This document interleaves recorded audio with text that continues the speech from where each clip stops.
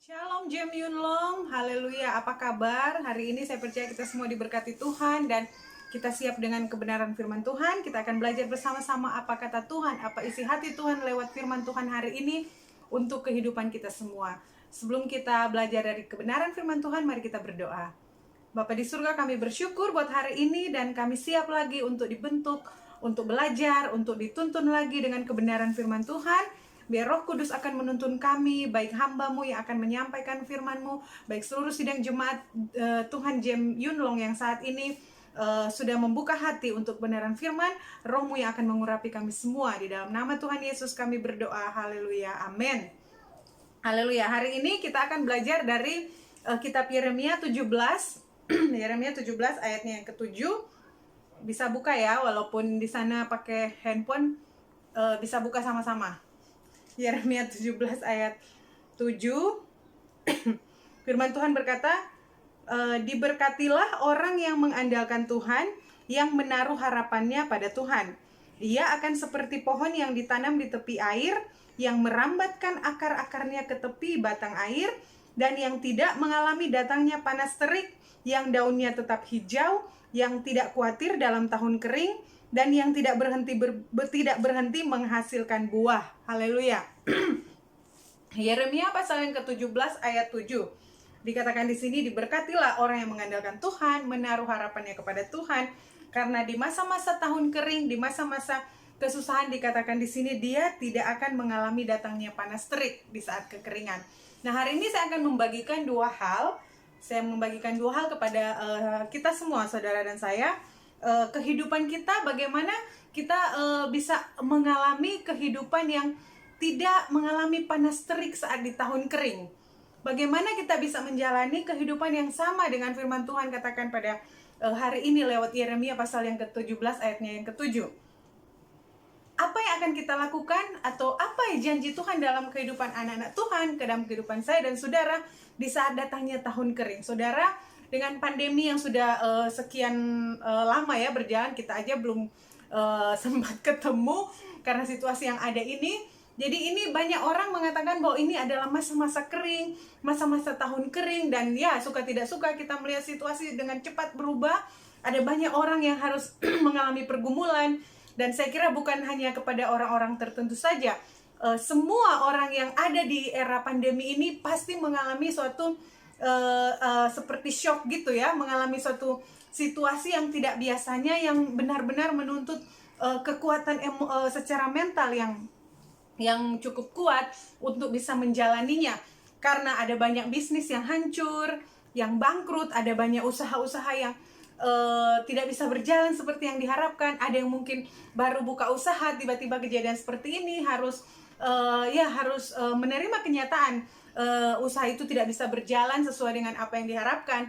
Ada yang mungkin usahanya sudah sementara di atas, atau usahanya udah sementara bagus-bagus, customernya mulai banyak, bisnisnya sedang bagus-bagus, tapi tiba-tiba dengan keadaan ini udah harus menerima kenyataan segalanya berubah dan bukan menjadi lebih baik tapi menjadi lebih susah. Itulah kenyataan yang ada sekarang. Tapi firman Tuhan hari ini dengan jelas menyatakan kepada kita, anak-anak Tuhan, orang-orang Kristen, bahwa ada jaminan firman Tuhan. Di saat datangnya tahun kering, dikatakan di sini kita tidak akan mengalami datangnya panas terik. Ini sesuatu yang perlu kita benar-benar imani, sesuatu yang benar-benar kita harus alami, saudara. Tapi apa yang dikatakan firman Tuhan hari ini, sekali lagi saya mau katakan bahwa ini ya dan amin. Kita percaya firman Tuhan adalah tulisan yang diilhamkan Allah. Kita percaya ada firman Tuhan itu adalah Allah sendiri, sehingga itu pasti hidup.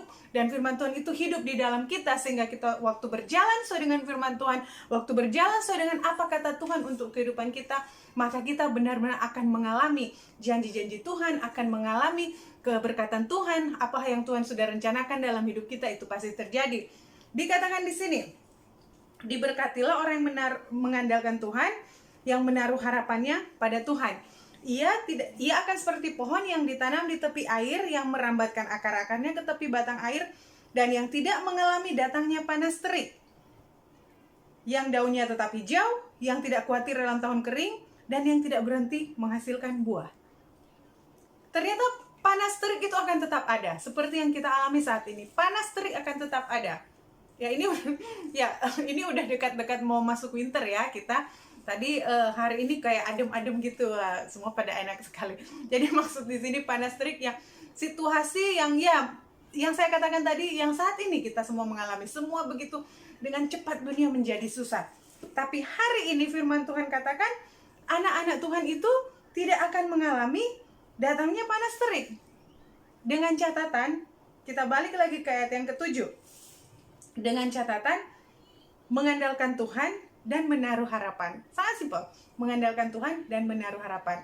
Jadi kalau kita tidak ingin di tahun-tahun kering, di masa-masa sulit ini kita mengalami atau kita mengalami kekeringan secara harapan, secara cita-cita, secara kerohanian kita, firman Tuhan katakan hari ini kita harus mengandalkan Tuhan dan menaruh harapan kita kepada Tuhan. Itu dua saja.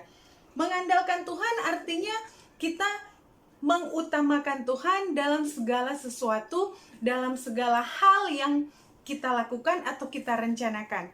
Artinya, kita mendahulukan Tuhan waktu kita akan merencanakan sesuatu. Kita pastikan dulu ini sesuai dengan rencana Tuhan atau tidak. Kemudian dalam segi juga waktu, kita utamakan Tuhan dulu. Investasi waktu kita setiap hari ya, seperti sidang jemaat sekalian ya. Kalau mau bilang investasi waktunya setiap hari, ya kita ini hampir 24 jam namanya stay in, kecuali hari Minggu. Waktu kita hampir 24 jam itu buat bos kita. Artinya dalam pekerjaan. Tapi yang saya mau katakan di sini, waktu kita benar dalam pekerjaan, ambillah mungkin ya setiap pagi kita bangun, kasih waktu untuk kita serahkan semua pekerjaan kita kepada Tuhan. Kita punya waktu berdoa. Saya tidak katakan bahwa kita harus berdoa 1-2 jam. Ya ada orang-orang tertentu ya yang sangat punya panggilan tertentu untuk bisa berdoa berjam-jam, dan itu enak sekali sebenarnya saudara. Tapi maksud saya di sini kita ambil waktu setiap pagi, waktu kita bangun, untuk kita utamakan Tuhan dulu. Entah itu saudara mau bersujud atau entah gitu kita cuma lewat hati, tapi Tuhan tahu keseriusan kita, niat kita bahwa Tuhan, saya mau serahkan pekerjaan saya sepanjang hari ini ke dalam tangan Tuhan. Tuhan yang bawa saya ke majikan ini, berarti Tuhan akan bertanggung jawab dengan segala sesuatu yang akan saya kerjakan di rumah ini. Mengutamakan Tuhan dari segi waktu kita, dari segi rencana kita. Ya tentunya kita bekerja ke luar negeri untuk merencanakan sesuatu yang lebih baik di masa depan untuk keluarga kita, untuk pribadi kita. Waktu kita merencanakan ini, biarlah seperti firman Tuhan katakan di bagian yang lainnya, kalau kita menyerahkan rencana kita kepada Tuhan, maka Tuhan yang akan menuntun kita. Tuhan, saya mau ada rumah dengan 20 kamar. Nah, ini ada juragan kos ini di Yunlong. Mau ada ini. It's okay. Tuhan itu menjanjikan berkat yang luar biasa bagi kita. Tapi seperti kata firman Tuhan, kita utamakan Tuhan, andalkan Tuhan. Tuhan, saya punya rencana ini. Apakah engkau berkenan? Kita coba jalani. Karena kalau itu dari Tuhan, Tuhan ada saja jalan yang akan dibuka. Jangan paksakan kalau itu bukan dari Tuhan. Jalan akan terbuka, tapi itu akan seperti dipaksakan. Dan jangan komplain kalau hasil akhirnya nanti tidak sesuai dengan apa yang kita inginkan, atau tidak sesuai dengan apa yang kita targetkan, karena itu tidak direstui oleh Tuhan.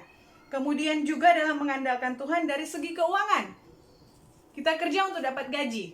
Saudara, kalau kita sudah terbiasa memberi sesuai dengan kebenaran firman Tuhan, karena firman Tuhan selalu mengajarkan kita untuk jangan pelit ya. Tapi puji Tuhan, Jem Yunlong tidak ada yang pelit. Jangan pelit-pelit. Bagi, kasih buat Tuhan. Persembahan di gereja kasih. Kecuali saudara tidak punya uang sama sekali. Kalau selama ini saudara selalu diberkati dengan kasih perpuluhan, saya tidak menyuruh saudara kasih seluruh uangnya ke gereja. Kalau selama ini saudara sudah pernah komit dengan perpuluhan dan kasih perpuluhan sudah diberkati, jangan berhenti. Lakukan terus. Percaya, itu adalah salah satu cara kita mengandalkan Tuhan. Pakai keuangan kita untuk hal-hal yang prioritas. Saya belajar banyak dengan hal-hal seperti ini. Dan saya juga diberkati ya, saya lihat Jem Yunlong sangat bagus dalam finance. Dan saya bersyukur, harapan saya ini juga bukan cuma di gereja ya, tapi dalam kehidupan pribadi juga. Dalam kehidupan sehari-hari. Jadi kalau kita secara keuangan kita bisa mengandalkan Tuhan, artinya kita utamakan Tuhan, kita tahu ini pos-posnya untuk apa. Saya lagi nabung untuk bayar rumah, saya lagi nabung untuk studi anak-anak, saya lagi nabung untuk masa depan, untuk bisnis. Kita tahu dengan begini. Tuhan akan kasih kita hikmat untuk bagaimana uang itu bisa mencukupi dan bahkan berkelimpahan untuk menjadi berkat bagi kita. Karena kita udah mengandalkan Tuhan, kita pakai keuangan untuk Tuhan. Kita tidak pelit. Seperti itu. Itu mengandalkan Tuhan. Kemudian dikatakan di sini, diberkati orang yang mengandalkan Tuhan dan menaruh harapannya pada Tuhan. Kita sudah mengandalkan Tuhan. Yang kedua dikatakan menaruh harapan. Artinya kita berharap kepadanya dalam situasi apapun, termasuk situasi susah. Nah, kita sudah mengandalkan Tuhan. Apakah semua orang yang mengandalkan Tuhan itu benar-benar tidak akan mengalami atau benar-benar tidak akan masuk dalam satu pergumulan?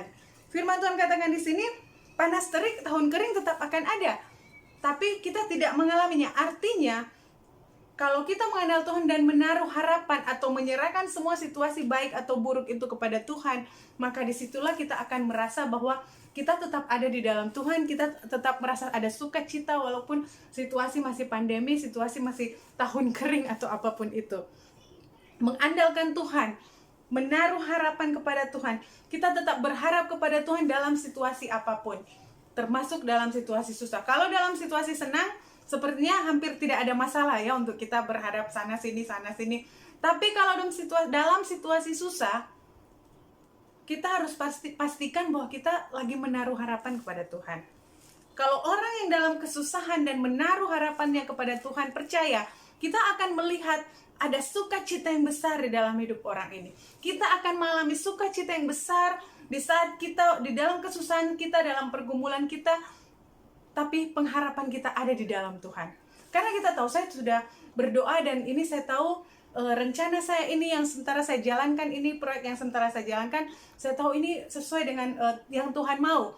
Tapi sekarang kok keadaannya seperti ini. Jangan berhenti berharap. Kita belajar, Tuhan, saya sedang mengalami pergumulan. Kenapa bisnis saya mulai ini, padahal saya taat, saya begini.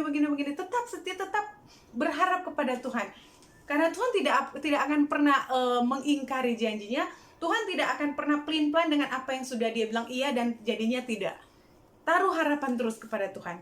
Percaya bahwa di saat kita menaruh pengharapan, di saat masa susah, di saat pergumulan, sukacita itu tetap ada. Dan di dalam pengharapan kepada Tuhan, tanpa kita sadari, kita akan tetap merasa, walaupun situasi sekeliling sepertinya sudah sangat menghimpit kita, kita akan tetap merasa, kok sepertinya mau happy aja ini, kayak aduh it's okay lah. Karena ada sukacita yang luar biasa. Firman Tuhan katakan, tidak ada yang bisa berikan kita sukacita itu selain Yesus sendiri. Selain Yesus sendiri. Hanya di dalam Yesus ada sukacita yang benar-benar tidak bisa digantikan dan tidak bisa diungkapkan dengan kata-kata. Andalkan Tuhan, taruh pengharapan kepada Tuhan. Maka dikatakan di sini kita tidak akan mengalami panas terik, tetap hijau daunnya. Tetap hijau daunnya, tidak mengalami panas terik. Dan dikatakan bahwa tetap menghasilkan buah. Saudara mengerti kan? Maksudnya tetap hijau daunnya. Saya lagi menanam juga, walaupun sedikit-sedikit ada teras di rumah sini. Dan saya lihat kalau saya rajin siram, saya urus bener tanaman, wah dia daunnya tetap hijau. Terus karena kami sering keluar, kadang sudah kecapean lupa siram, saya lihat daunnya udah mulai kuning. Nah, jadi saya belajar, kalau dia masih hijau, masih tetap hijau, artinya dia masih hidup. Kalau dia udah mulai kuning, itu udah mulai mati. Nah, firman Tuhan katakan di sini, walaupun ada datang panas terik, daunnya tetap hijau. Jadi artinya walaupun ada situasi sulit, situasi susah yang menghimpit dalam hal apapun, baik dalam pergumulan keluarga, keuangan, pekerjaan, tapi saat kita mengandalkan Tuhan dan menaruh harapan kepada Tuhan, maka di situ akan tetap ada kehidupan. Kita akan tetap hijau, tetap ada kehidupan sampai masa-masa waktu kering itu lewat. Nah, ini mau masuk musim dingin, masa kering, masa panas sudah mulai lewat. Kita bisa melewatinya dan kita akan masuk di masa-masa Tuhan akan mengangkat kita. Haleluya. Dan bahkan bukan hanya daunnya tetap hijau, Dia tidak akan berhenti menghasilkan buah. Artinya apa yang kita lakukan di dalam Tuhan itu semuanya pasti berhasil. Karena kita mengandalkan Tuhan dan menaruh pengharapan kita kepada Tuhan. Amin. Haleluya. Firman Tuhan sampai di sini. Jam Yunlong. Saya harap kita semua akan semangat. Harapannya kita bisa ketemu secepatnya. Mari kita mengandalkan Tuhan, taruh harapan kepada Tuhan. dan lakukan apa yang Tuhan suruh saudara lakukan, Tuhan suruh saya lakukan. Mari kita lakukan bersama-sama, hidup di dalam Tuhan. Maka seperti yang firman Tuhan katakan, kita tidak akan mengalami panas terik, daun tetap hijau, apa yang kita buat selalu berhasil. Haleluya, puji Tuhan. Firman Tuhan sampai di sini, dan saya kembalikan kepada Pastor Dia untuk selanjutnya. Haleluya.